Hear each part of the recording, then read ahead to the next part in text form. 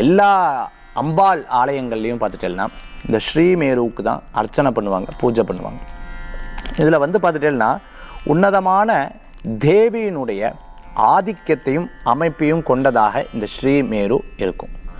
இந்த மேருவில் பார்த்துட்டேல் அப்படின்னு சொன்னால் பிந்து ரூபம்னு சொல்லுவாள். இந்த பிந்து வடிவம் தான் இந்த இடத்துல இருக்கக்கூடிய இந்த பிந்து வடிவம்.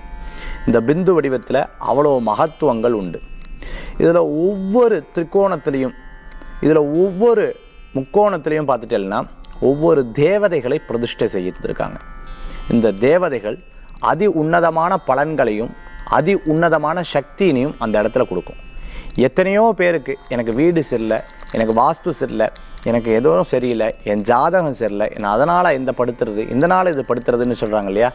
இதுக்கு அப்பாற்பட்டு ஒரு டிரான்சடென்டல் நிலையும் ஒரு பாசிட்டிவ் எனர்ஜியும் கொடுக்கக்கூடிய அற்புதமான சக்தி தான் இந்த ஸ்ரீ யந்திரம்னு சொல்லுவாங்க.